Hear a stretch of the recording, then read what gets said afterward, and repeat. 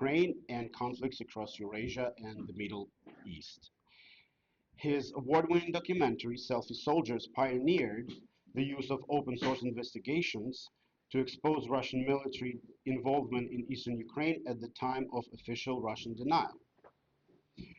He has reported extensively on authoritarian systems, war economies, and human rights abuses, including forced labor networks and sanctions evasion. His work has earned an Emmy, DuPont, and Overseas Press Club honors, and has helped shape international understanding of modern conflict, accountability, and the realities of war reporting. Thank you very much for being here. And in the beginning, we're going to watch a short film. Please go ahead. And then Simon will present. We're just going to watch one of the news reports that I've done on this topic because I wanted you guys to have a visual idea of what we're talking about so it wasn't so theoretical. So I'm going to leave the room because I hate watching my own stuff that I've already seen 1,000 times. And then I'll come back when it's over and then we can continue the talk. So fast forward about a decade and I'm back in Ukraine. And I'm talking to groups like the Economic Security Council of Ukraine, which is an NGO that looks for economic pressure points that could be used against Russia's industrial base. And during the Biden era, this NGO and a raft of Ukrainian government agencies tasked with tightening the noose around Russia's economy had regular calls with American regulators, and they worked together with the Treasury Department and the Commerce Department to put hundreds, if not thousands, of entities from Russia and around the world on various sanctions lists. So that meant that you couldn't do business with these entities. And that was effective to a point, and there was good cooperation between the Ukrainian government and the American government on this issue. So it was relatively easy to get foreign companies doing business with the Russian arms industry onto the list to be banned, but it became increasingly apparent as the war wore on that Russia's arms industry was heavily reliant on American and Western components for their weapons to work.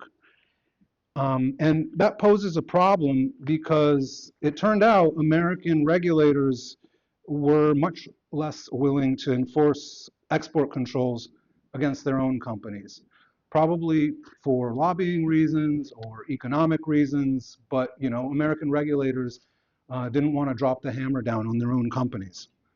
And I kind of figured this part out sort of in the dark, not really knowing that this was the situation, because it's certainly not something that the government, trumpets. We're not going to go after you if you sell technology to Russia.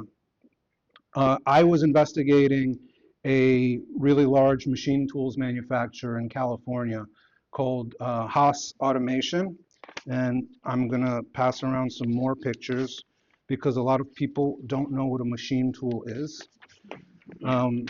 And a machine tool is this big device that's maybe half the size of like a Ford minivan that has a door in the front of it that opens up, kind of like a minivan again. And inside there's a device that has several axes that can sort of manipulate a piece of metal and shape it into pretty much any form you want by either drilling or using a lathe or grinding it. Basically, it's really essential in any industrial process. Here you go.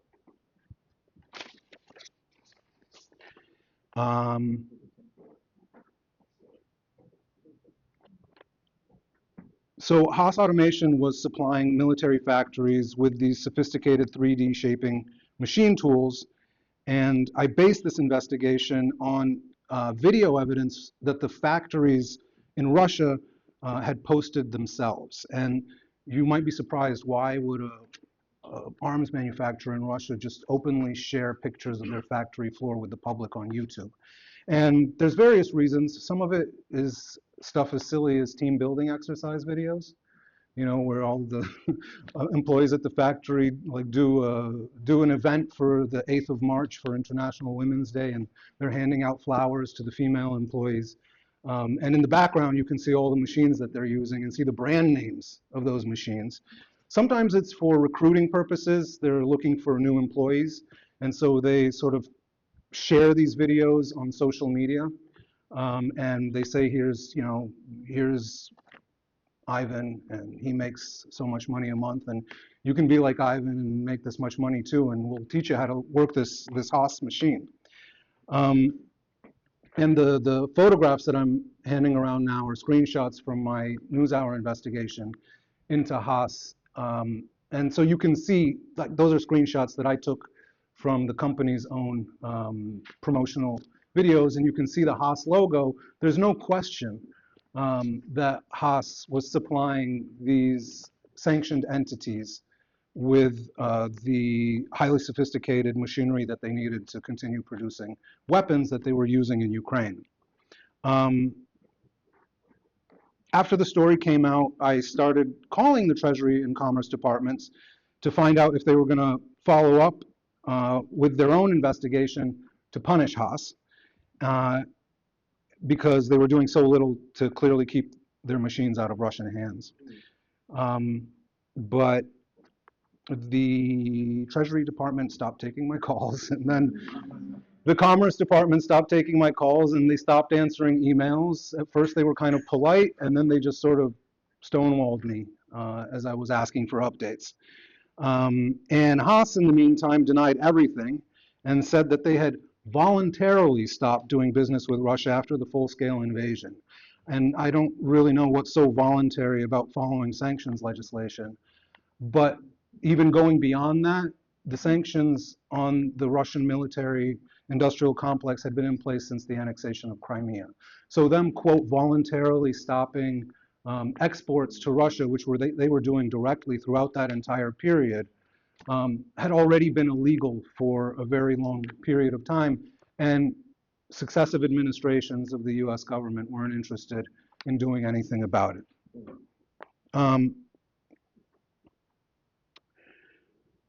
After they stopped talking to me, I thought maybe a better form of communication would be through my chosen medium, which is the medium of television. So I followed up with another investigation, which showed that even after they voluntarily stopped, parts for Haas machines, which are essential to keep them working, were continuing to flow into Russia through Chinese cutouts. Companies in China that were created, maybe didn't exist very long, but are essentially just fronts so that you can resell the equipment to Russia. And still no word from the US authorities on whether they do anything about it. Much later, the Ukrainian military intelligence agency, HUR, created a database of components found in Russian weapons they'd collected from the battlefield. You guys saw the lab that I visited in the piece, where they open up these weapons to identify what's inside them. They put all of that, and obviously they're collecting that kind of weaponry day in and day out because it's constantly being fired at Ukraine. And they put all of that information onto an online database that you can visit. And it was very helpful in figuring out who the biggest offenders were in terms of American companies that were supplying microchips. And according to the database, and this was reported in Bloomberg, the Massachusetts-based company Analog Devices produced 21% of the more than 3,800 Western components investigators had recovered and cataloged since the invasion began. It's even more now because this was in 2024. The number two foreign company whose components are listed there is Texas Instruments. I don't know how many of you went to high school in the United States, but that's the only company of most of these companies that has any brand recognition, because they used to hand out Texas Instruments graphing calculators to students here. They're the source of 14% of the components retrieved, and in all, 86% of the components retrieved from these weapons come from companies headquartered in the United States and Europe, which is a staggering proportion. I think the sample isn't exactly scientific, and you might be asking why were there only 3,800 components that they managed to collect? And the reason is because they're getting the components that survive the attack. These missiles and drones are being shot at military installations and apartment buildings in Ukraine, and most of the time they explode and everything gets burnt to a crisp, and you're only able to, source a certain amount of the components out of there. They've actually been able to piece together the components inside the Shahed drones that were designed in Iran but now get produced in Russia and famously are now being used against American forces and allied countries in the Middle East at the moment. They've been able to piece together the components in those with much more detail because the Russians often fire decoys that don't have an explosive payload in order to confuse the anti-aircraft systems in Ukraine and overwhelm them. So sometimes you'll get a drone with a guidance system in there that relies on all the same microchips and technology, and it'll just hit the ground or hit a wall and pretty much be undamaged because there's no bomb inside. So they really know what those are made up of, and I think it'll be interesting to see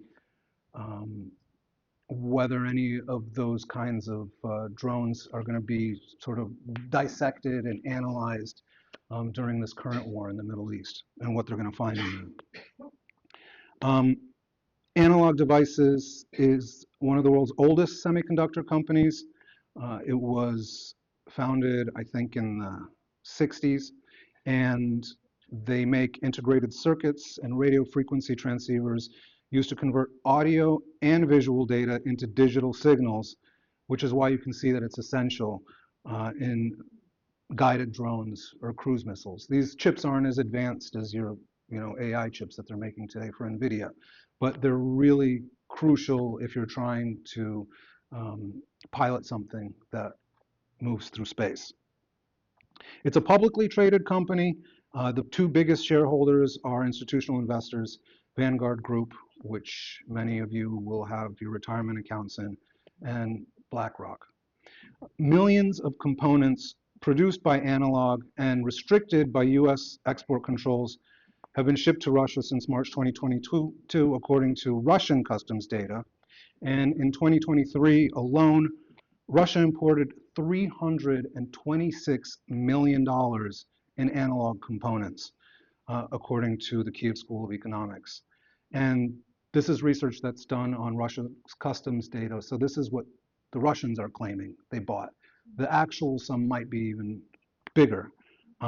So that's actually a meaningful component of the company's 2023 revenue stream, which in total was $12 billion. So over $300 million out of $12 billion, that's not nothing. And so you can see why the investors at companies like Analog Devices and Texas Instruments are advising to their board of directors not to implement these really strict controls because they're going to lose that revenue stream. This all might be news to you guys, but it's really not news to the United States government.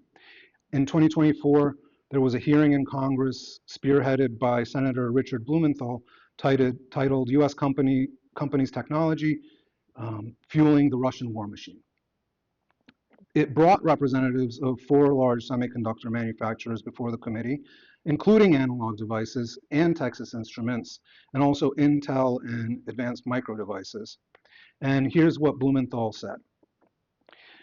The subcommittee's findings paint a stark picture of the flow of technology to countries neighboring Russia. He's mentioning countries neighboring Russia because of this transshipment issue that I talked about. These microchips, they can be packed into a backpack and delivered to the United Arab Emirates, and then somebody can just board a plane to Moscow, and that's enough equipment to, equip 50 Russian-made Shahed drones. He goes on to say that the findings of the subcommittee also demonstrate that these companies, all of which have the resources, funding, and knowledge to do more, are simply not doing enough. We will also continue to examine lapses and lags in federal enforcement. We believe that there's more to be done, and we plan to continue this inquiry to evaluate the entire sanctions regime. Unfortunately, more was not done.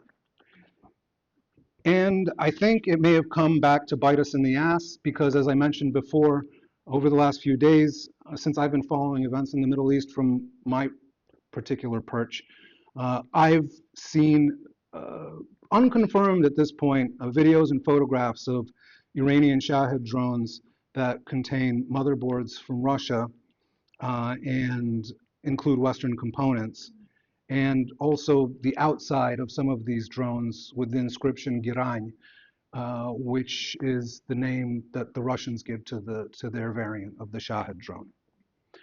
Again, these photographs are unconfirmed. You can't really see anything but the pieces of the drone in the photo, so you can't sort of compare it to the background of the area that it fell down in just visually and be 100% certain that this was something that was recovered in the United Arab Emirates. But if it was recovered in the United Arab Emirates, as the posts claim, that would be quite ironic because that's one of the prime locations for transshipment of these microchips, which are coming back to the UAE in the form of these attack drones from Iran. Other countries that are massive go-betweens for goods that Russia isn't supposed to be getting are China, Hong Kong, but also NATO allies like Turkey, and then countries within the Russian economic zone where there aren't really customs checks, like Armenia and Kazakhstan. You saw in the video that I showed you the response from Texas Instruments, which was typical. They told me and they told their board of directors traceability is, quote, unachievable. And Analog Devices provided me with a longer statement, but the gist of it was that they take the problem seriously and already are doing everything in their power to make sure their products aren't misused. I'm going to read you the statement that they sent me because, you know, when I send my right of reply things at the end of an investigation, I have to read these. This is what I have to deal with, and I want you to have to walk a couple miles in my shoes because it's very frustrating. Combating unauthorized resale or diversion and the unintended misuse of products and technologies is a challenge that the entire semiconductor industry faces, and one that ADI takes very seriously. This challenge is also recognized worldwide, including by the United Nations. To meet this challenge, ADI has reviewed our internal controls, practices, and distribution channels, as well as our proceedings to manage gray market activities and product misuse. We're strengthening our efforts to identify and counter this activity, including implementing enhanced monitoring and audit processes, and taking enforcement action where appropriate. You know, I figured that the US Congress would have a bit more muscle than one of my pieces on PBS. You know, one would presume.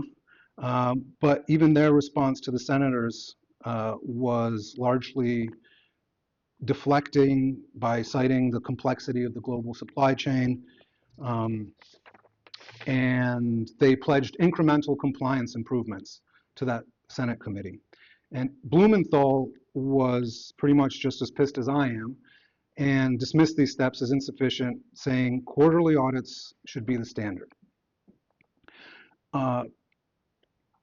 Stepping back from microchips, federal regulators have taken very, very few actions to punish US companies for allowing their products to find their way to the Russian military's factory floors. One exception is a $2.5 million fine levied against Haas, the machine tool maker I investigated, and it was in the very, very final days of the Biden administration. The Treasury and Commerce Department published a press release announcing this action on the Friday before the week that Donald Trump was going to be inaugurated as president. And I'm not 100% sure, but I think it was the only action of its kind that was taken over the course of the Biden administration, because there were some other fines that were imposed on companies like Microsoft, but those were done because of self-reporting. So Microsoft came and mea culpa said, you know, we did some analysis of our business and we found that we did some trade in Russia that we shouldn't have. They came, you know, white flag raised, and then they got a fine. But where the Treasury Department and Commerce actually spearheaded the investigation and slapped a big fine on a company for violating Russia sanctions, I don't know about anything except for the investigation that I did that resulted in that admittedly very modest penalty. $2.5 million is the cost of one of their advanced machine tools. That's how much they make selling one machine. There's other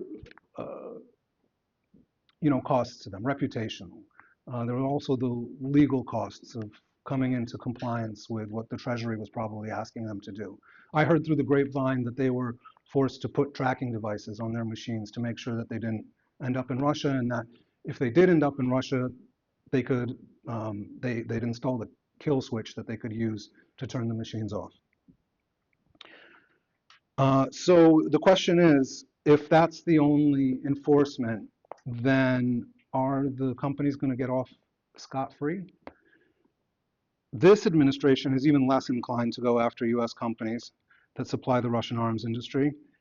And I've heard from my contacts in the Ukrainian government who deal with sanctions issues that their counterparts in Washington have basically stopped picking up the phone. So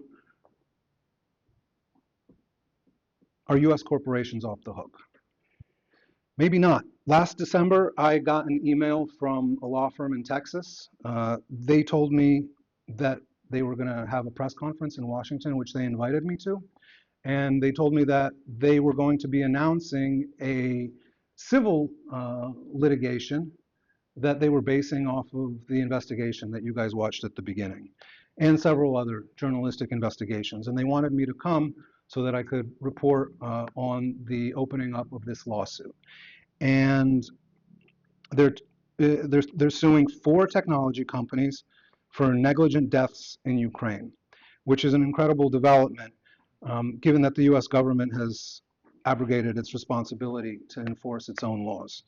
I think it's only logical for the courts to step in here, and the lawsuit is by Watts Law Firm, Carbon Shaw, and Baker Hostetler, who are not exactly lightweights. And they're what's known as plaintiff law firms. I don't know if you're familiar with that terminology, but the idea is that they spend considerable resources, their own resources, on investigating instances where individuals have been harmed due to corporate or government malfeasance. And then they generally represent individuals for free, and they only earn something if they win the case. These aren't class action suits, because class action usually involve much larger groups of people. They're representing around 18 people who lost family members in aerial attacks against civilians in Ukraine. One of the cases is the well-known strike against the Ohmad Children's Hospital in Kiev, which was hit with a KH-101, the same missile that I investigated, which injured 16 people and killed 2 people, including a child and a doctor.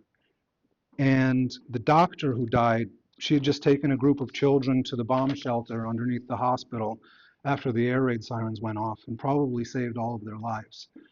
She came back to look for more remaining children, and that's when she was killed. I've read the testimony of one of her colleagues who went back into the building after the strike took place, and she describes how she saw a pair of legs sticking out from under the rubble and didn't realize that that was her colleague at the time, whose lower body had been completely separated from the rest of her. So Watts and the rest of them are suing Intel, Texas Instruments, AMD, and this is important, a distribution firm in Texas called Mouser Electronics, which helped the companies sell their microchips to Russia, allegedly, through yet more intermediary companies.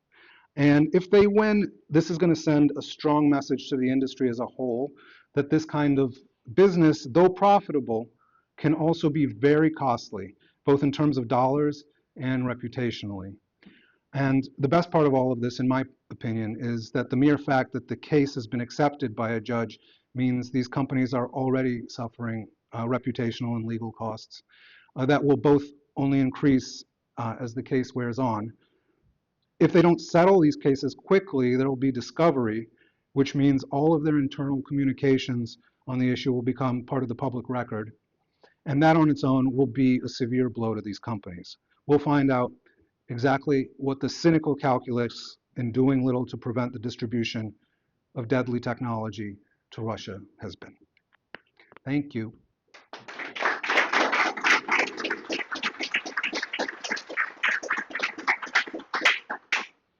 So if anybody has any questions, yes.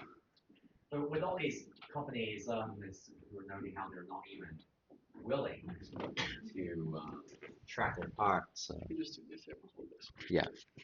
So you're mentioning how these companies, they weren't even willing to track where those parts are going, which third-party vendors and even layers of resellers potentially in that chain, and probably not surprised. So based on your observations, what is it going to require in order for those companies that way? Well, would it be perhaps criminal penalties, though that can definitely be a double-edged sword in a number of ways? Would it is it anything related to reputational risk, like especially for a group like Texas Instruments, high profile, or would it actually require a coalition, a multilateral approach, as in the countries where there are any out, let's say, if there are any in Europe, and then somehow they get resold? I got the question. I understand. Yeah.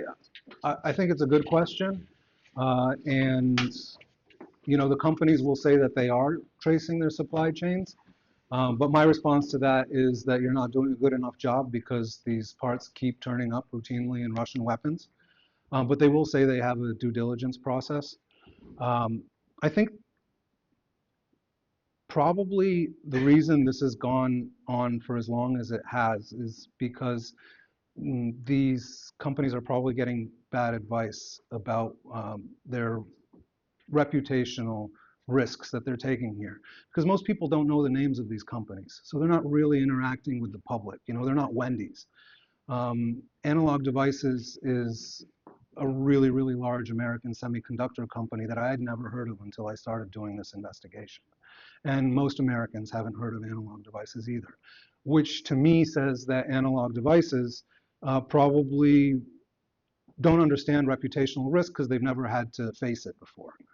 And their lawyers are probably giving them advice purely from a legal standpoint and telling them that it'll be very difficult to prove that they intentionally sent these parts to Russia, and therefore they probably won't lose the case. That's what I imagine the lawyers are telling them. You know, part of the reason I'm so optimistic about this current civil complaint is because I think it's going to go further towards raising their profile with the public, and they might start feeling what those reputational problems are and realize how they start to impact their bottom line. You know, I wouldn't be surprised if eventually you start seeing protests outside the headquarters of Analog Devices at their Massachusetts office and some of the other companies as well. And that sort of activity draws more news coverage, which kind of, you know, has a snowball effect. And eventually these companies become household names and they're held to a much higher standard. There's also the institutional investors who are much more sensitive to embarrassment because they do deal with the public, like the Vanguard brokerage. So, you know, if they start seeing that, they might start divesting, and that could affect shareholder prices. This could turn into a big problem for these companies. So, you know, I'm optimistic about this case. Anybody else? Go ahead. Does anyone do? Oh, I think wait for the microphone. Is anyone doing this kind of forensic study of any of the drones used by the Iranians now? I assume so. I assume every government that the drones have landed in are inspecting these weapons, which to them are new, but to the Ukrainians are very old hat at this point. And they're starting to grab their head, thinking, why didn't we ask the Ukrainians sooner how to deal with these weapons? And the Ukrainians have a very robust um, anti-drone industry, as well as a drone industry. And they have learned to be cost effective in the way that they take down these relatively inexpensive Shahed drones, which can cost maybe $30,000 to manufacture. Because you know, if you shoot 2 Patriot missiles at them, then you've suddenly spent tens of millions of dollars in one go.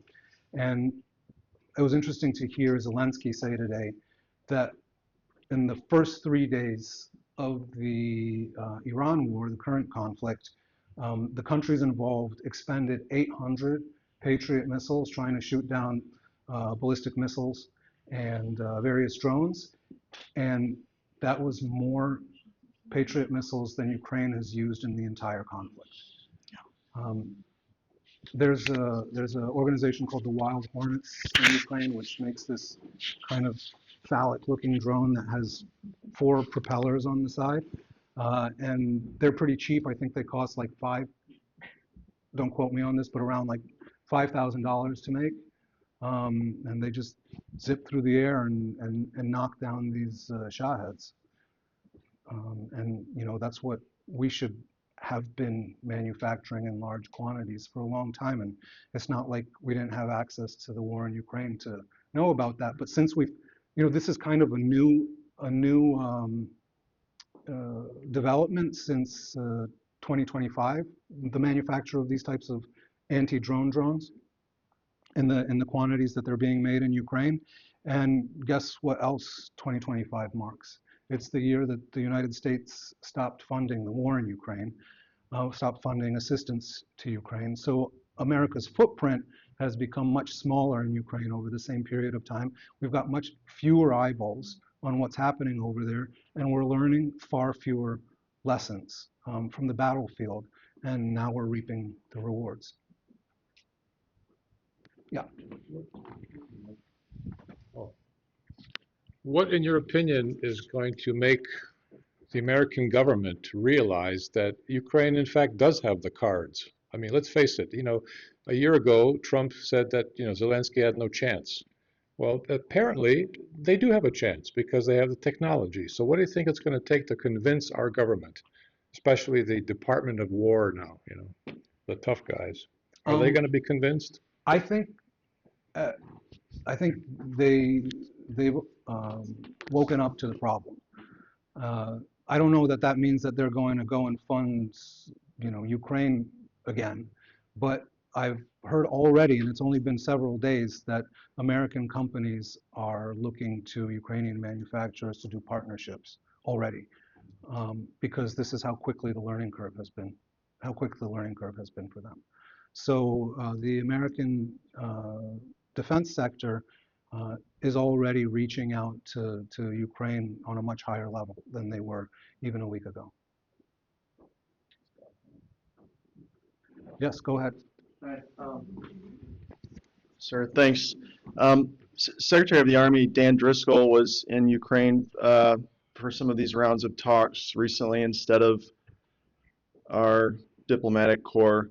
He's known as the drone guy because of his interest in developing the drone fleet for the DoD. Do you have any sense of information sharing in regards to like the exploitation of these Russian drone or munitions that have been exploited by the Ukrainians, and are they willing to share given the circumstances of American equipment being found in them? Yeah, the Ukrainians have already said that they're willing to share and they're going to do everything that they can to help. But you know, the money that was being sent to Ukraine didn't just buy weapons for Ukraine, it also bought the United States a seat at the table. And now we've artificially inserted the European countries in between ourselves and the Ukrainians by selling the weapons to the Europeans to give to Ukraine. And so that means we just have a lot fewer people in Ukraine who understand what's going on a day-to-day basis. So maybe now there's 100 guys who are in Ukraine who understand drone warfare from the United States instead of 1,000 guys or 10,000 guys.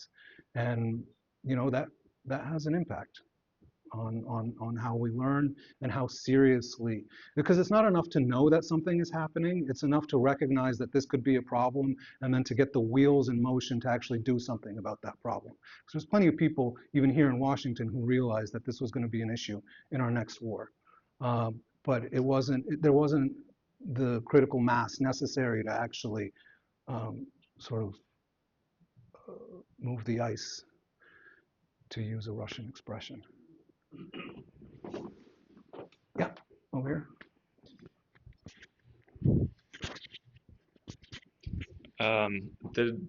During your research, did the case of Ubiquiti come up? I know it's a communications company that there's a recent investigation, I think 2 weeks ago, that had a report about how I think they tested it out. They went to the company and said explicitly that they were Russian or military, and they said, yeah, we'll sell this communications tech to you as long as we go through a third country knowingly.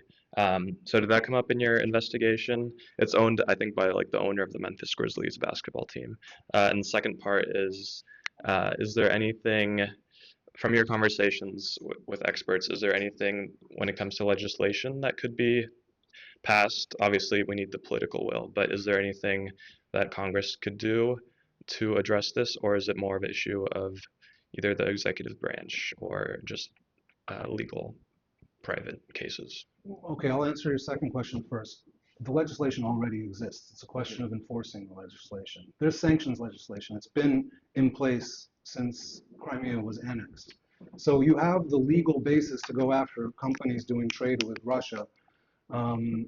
It's there. You just have to have the political will to do it.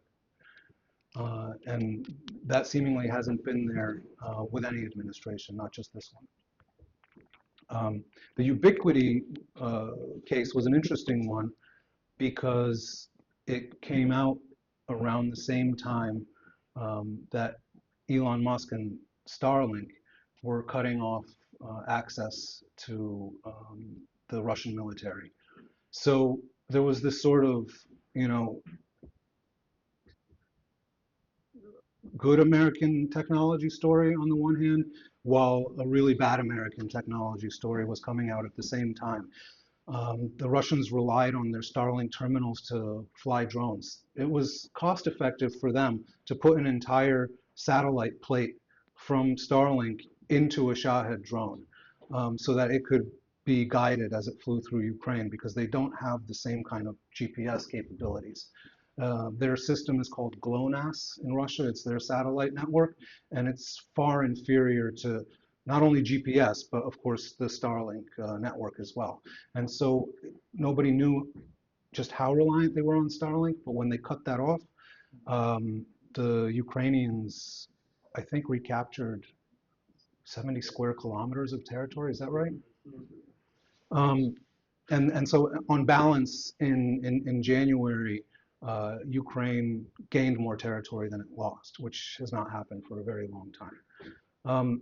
Ubiquiti is a company that does Wi-Fi stuff. I don't know the exact details, but essentially you can build a network that sort of piggybacks on nodes that you put out into the field, so that you can extend a Wi-Fi network onto a greater area of space with these nodes, and you know that's what Ubiquiti provides. And as the undercover journalists who were doing this investigation found out, the company knew that they were selling to somebody in Russia, or they were told they were selling to somebody in Russia, and they sold it anyway. And that's really shameful. And you know, I'm not aware if the FBI is doing anything about it. Does anybody else know? Yeah, I mean, I haven't seen that headline.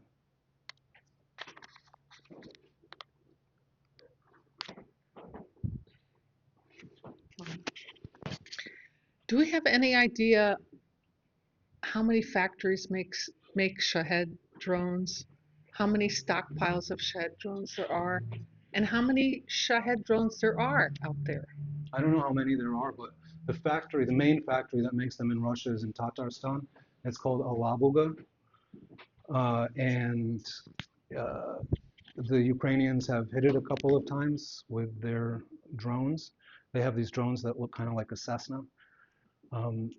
Those are the ones that they can fly the lowest and the farthest. Tatarstan is a great distance from Ukraine. But if the United States had given Ukraine the long-range missiles that they've been asking for a long time, they could have really done some serious damage to the Russian industrial base, and Russia wouldn't be supplying Iran. It's a really remarkable turnaround in terms of the Shahed drone, because originally Iran was supplying Russia, and now the manufacturing in Russia far, far, far outstrips anything the Iranians are doing. They make a lot more of them, but unfortunately I don't know what that number is.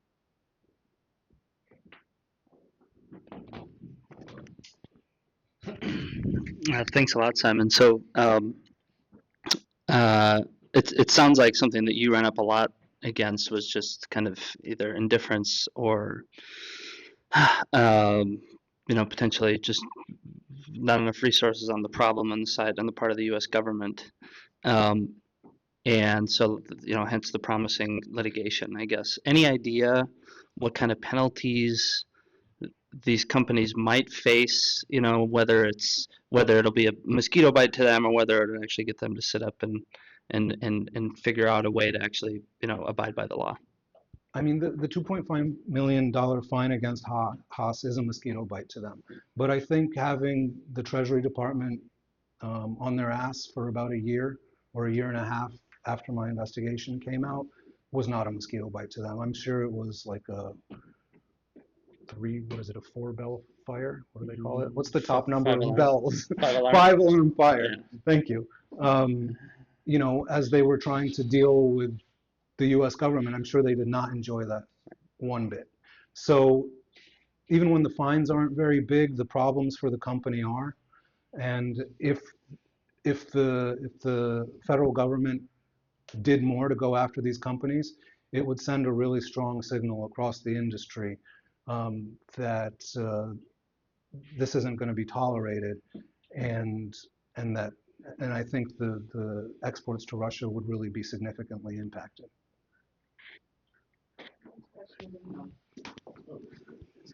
Oh, pass it down, yeah. Thank you. Hi, Simon. Thank you for coming today. So I love your optimism about the lawsuit bringing attention to this. I work in social media, so I'm a little bit more pessimistic about a lawsuit. Being a young person, I wouldn't have known about this actually unless you said it.